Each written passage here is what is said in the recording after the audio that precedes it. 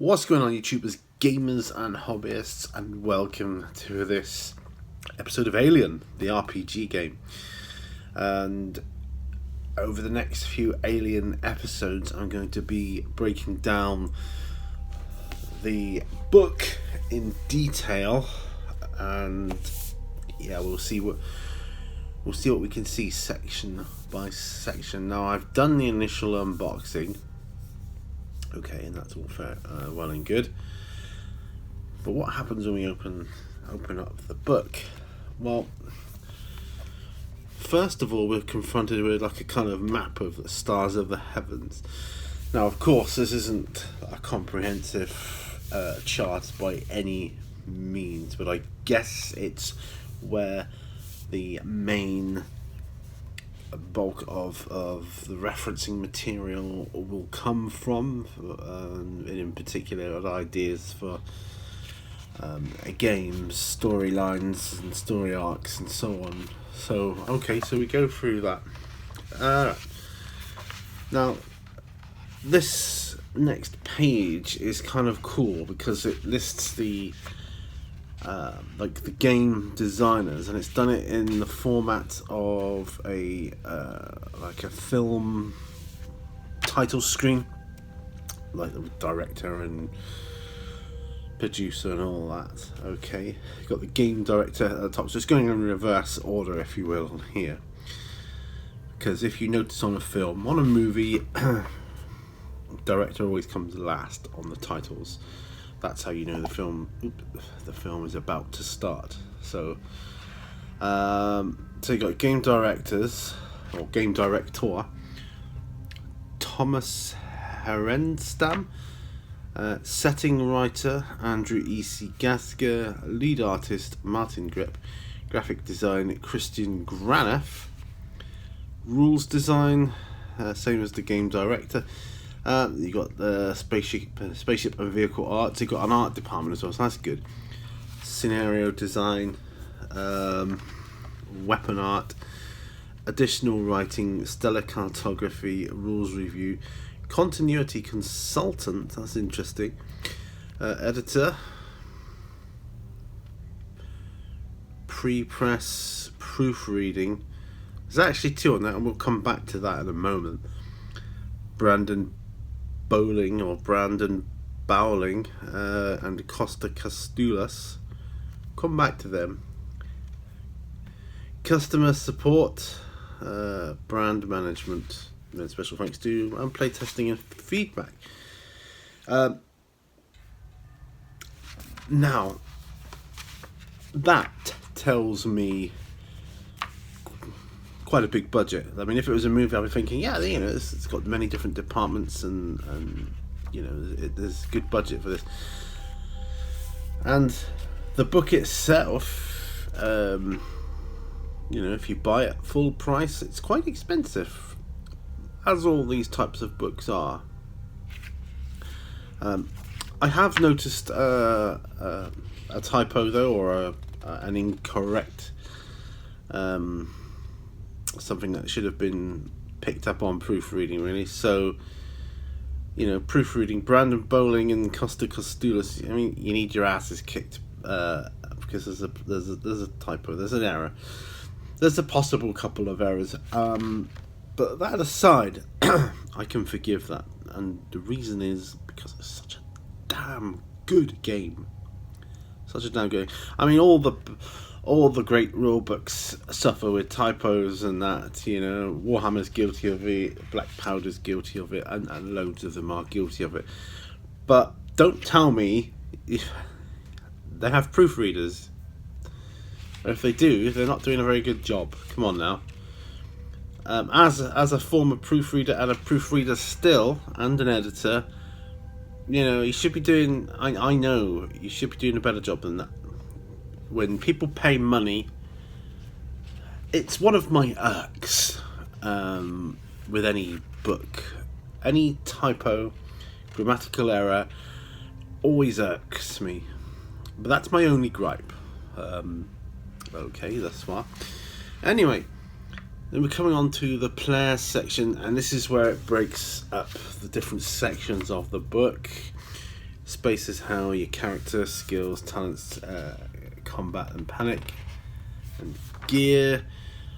Hard life amongst the stars. Your job as game mother. Governments and corporations. Systems and planets. Alien species. Campaign play. So the first section which we are going to be looking at is called Space is Hell. And this is a page where you get that brilliant quote from Ash from the original Alien movie, where he says, "I can't lie to you about your chances, but you have my sympathies." I love that. Absolutely love that. And we're treated to this a picture again, which is on the cover of the book, and what you can see behind me of the alien in the background, or an alien in the background, with someone in front, in a kind of space suit. And I like my daughter said, lighting is everything, especially when it comes to horror and terror and that kind of thing, particularly from an artist's point of view, and for myself from a filmmaking point of view. So yeah, Space is Hell. So it opens up with ship's log, which is really good, just detailing a little brief about like a captain on a starship, and it tells you a little bit more about what's the story, mother. Just gives you a little bit of background into what Alien is about, and frontier life. So you're treated to what life is actually like, because if you're playing this game, particularly in a campaign mode, you're going to be you're not going to be dealing with aliens every game, or even every campaign. You're going to be dealing with so many other things, and the alien is really just one small element of it. I'm gonna have a sip of coffee, because coffee's actually a very important part of the Alien franchise. You know what I'm talking about. So it goes into a bit of political background as well, the territories of the frontier. Talks about the Free World Empire, which consists of Japan and developing countries, and how Weyland-Yutani came into being, United Americas, Union of Progressive Peoples, and the Independent Core System colonies. Then we've got a couple of different sections here. Now it's got Dominion of the Stars, and I like these next two because they're like the titles are quotes from Alien 3. This is Rumor Control, and here are the facts. I love it. I love the way they tie that in there. It's absolutely brilliant. Absolutely brilliant. So it delves a little bit more into kind of the lore behind this setting. So you've got Rumor Control and the actual facts. It details the writing of Robert Morse's alleged account of an alien dragon. That was the guy from Alien 3, the prisoner, the only one that survived that movie. So he wrote a book which was banned throughout the frontier, but people have been like downloading it and getting illegal copies transmitted to them and stuff. So it's kind of cool. There's kind of a quasi-religious subtext to it as well. And then the next part of Space is Hell, which is my favourite section of the first section, my favourite subsection of the first section. Here, we'll get that right. And it's the timeline, of course. And it starts at, it goes from 2000, although the first entry is 2023. So that's only 3 years into our immediate future at the time of recording this. Right up to present day, which is 2180. Details the significant events of said timeline, and a little bit of background for what you need to know. And The next section is more for when you're creating your character, because it deals with careers on the frontier. Okay, and there's a few careers you can have as a player. We'll just detail those. So you've got frontier colonist, and this is that's a hard life. It really is a hard life and a harsh existence if you choose to be a frontier colonist. Although exciting, you're literally paving the way for future generations, are you not, to expand in the great realm of space, literally living on the edge. Then you've got space truckers. Now these are, like the majority of the guys. Do you remember the first movie, the two that were arguing about the percentages and so on? Well, they're space truckers. They do all the dirty work, the manual labour, but they form a vital part, because literally you can't do anything without them, because they need to haul different cargoes to and from. It's not just a matter of shipping it from from a spaceship to an area. You've got to get it in the cargo bay, you've got to sort it out, you've got to load it up, you've got to unload it, and loads of other things in between. Of course, then you have the Colonial Marines. The United States Colonial Marine Corps represents the finest fighting force ever assembled. Technologically advanced and sporting all the latest military hardware, a large amount of which is designed by Weyland-Yutani, the Colonial Marines are able to operate independently in nearly any environment. Of course, they were the ones from the second movie, Aliens, and very much feels like that when you read about them. And then you have company reps, of course, the company man. And in Alien, it was Burke, wasn't it? He was the company man. I'm going to have some more of this alien coffee.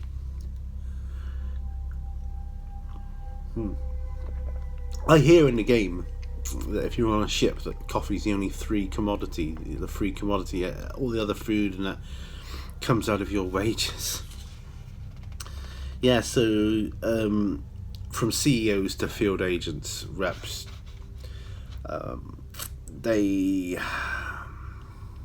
corporations have a lot of power in this game, and the reps are the ones that represent the company and have the company's best interests at heart, and make sure that as long as the company's best interests are kept and adhered to, nothing else really matters. Right, so that's that. Then after that you get, and this is all in the first section, by the way, called Space is Hell. After that you get role-playing Alien. Now, all good role-playing games have this section in their book, kind of like, what is a role-playing game, and if you haven't ever played a role-playing game, which you might not have, someone's got to pick up their first RPG at some point, right? This is no different. Whereas in this one, if you remember Dungeons and Dragons, the person that ran the game, kept it all in check, is called the Dungeon Master, or the DM. Other games, they're referred to as the Game Master or the GM. Well, it's the GM in this, but it is actually the Game Mother, because Mother is like the mother computer, which is linked to the company, makes all the decisions on board of a large vessel, and always seems to act with the company interest at heart, whether it's an AI in its own right, or whether it's being done through company agents. You can draw your own conclusions there. I happen to think it's an AI, but there you go.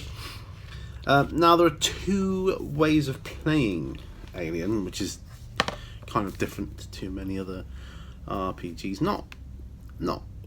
It's not unique to this game, but it's quite rare.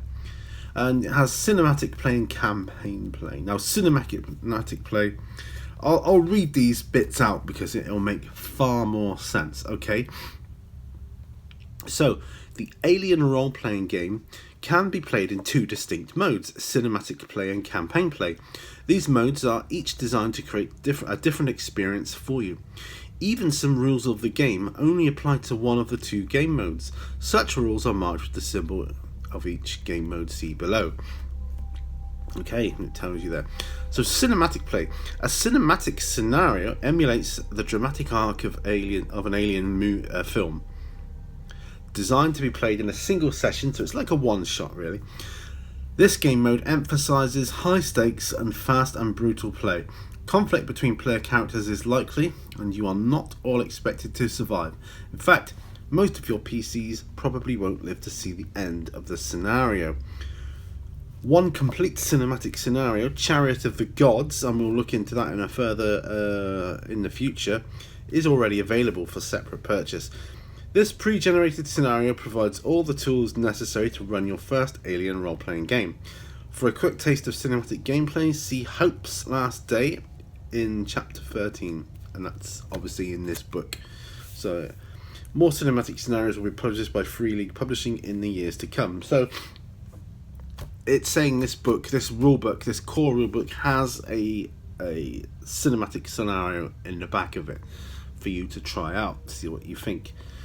Now, campaign play, on the other hand, so to clarify then, cinematic play is played out like a movie would be played out. So you set it like, you know, what the camera would see, you describe what the camera would pan across to, zoom in and out, all that good stuff. Alright, so campaign play, on the other hand, it says campaign play is designed for longer continuous play with the same cast of player characters over several game sessions, perhaps even dozens of sessions. So you would very much get attached to your characters in this game. And that's not to say you wouldn't in the cinematic mode. I mean, you would in this, but you grow to love them in the campaign mode and see them grow as a character, watch their skills develop and so on. In campaign play, you create your own PCs using the rules in Chapter 2. Campaign play can also be brutal and deadly, but the chances for your PCs to survive a night of play are generally higher than in cinematic play. In campaign play, the narrative of the game is to a higher degree controlled by the GM and the players themselves. You decide where to go and what to do, based on who your PCs are and what they want. This core book of the Alien role-playing game supports 3 different campaign frameworks. It supports Space Truckers, Colonial Marines and Frontier Colonists. These campaign frameworks and tools for how to run them can be found in Chapter 12 of this book, along with the Novgorod Station scenario location. Yeah, so that's another. So you've got a bit of reference material to go to in this book as well. Source books and other supplements for campaign play will be published by Free League in the years ahead. Okay, and then it goes on to themes: horror, action, and sense of wonder. Then it talks about the tools of the game, obviously character sheet. So you're going to need yourself a character sheet. Now there is a character sheet in the back of this book that you can, copy off. One for a ship and one for your actual person characters, or you can download and print off the character sheets from Free League Publishing.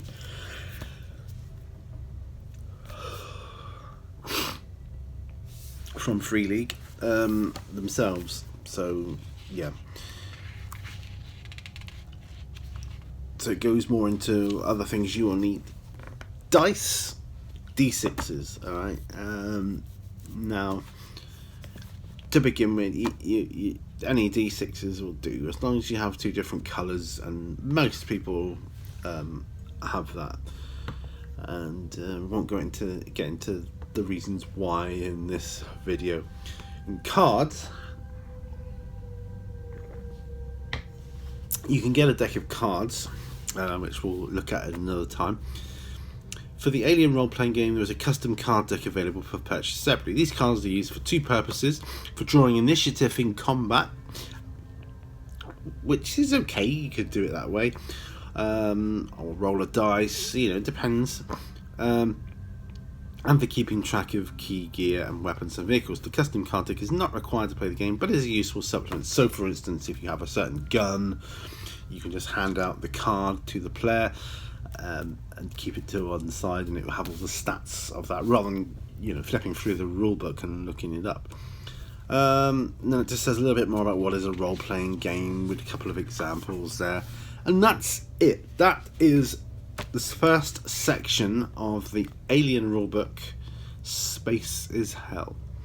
In the next video on the Alien RPG series, we'll look at the characters and go into that section more. But that's the first section. I'm very impressed with what I'm reading thus far. I'm hopeful that we can actually get a solo RPG session out of it, or two, especially with it being more difficult to get out socially at this point of recording.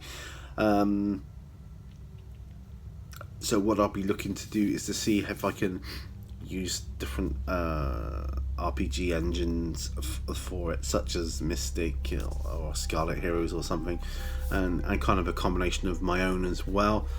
And what we're going to do, if you don't mind coming along with me for the ride, we'll develop tables of our own which we can put together, and then I can do a PDF of them. You can download them and print them out yourself if you want to, if it's of any help for you. I'm not making any promises, but that's what I'll try to do. That'll be the aim of the game. I'll see how I can adapt it to solo play. I mean, I'm super looking forward to playing this in the group, and kudos to you guys for putting me onto this game. You know who you are.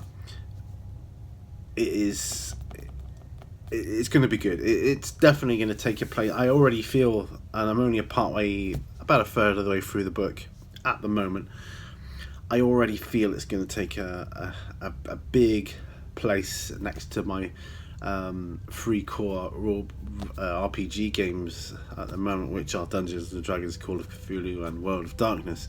This is definitely going to scratch my sci-fi itch, and I'm super looking forward to getting more involved with it. So thank you ever so much for joining me on this episode. If you want to help me out, support me in the channel, if you go onto my homepage, I've got all the links there. You can click on PayPal if you just want to make a one-off donation, or if you check out my Patreon page, that'll take you to my Patreon. And if you become a patron for as little as $1 a month, you then get access to exclusive videos, which are of course ad-free. So, and in the future, the more patrons I get, there will be further advantages to becoming a patron. And yeah, that's about it. So thank you ever so much, because I gotta keep the lights on in this place. Look, if you notice, I know I'm shrunk down, but I know it's creating atmosphere, but it's also saving electric. No lighting. Bye for now, guys. See you on the next one. Remember, all brushes lead to war. Stay safe, be well, be kind. Bye.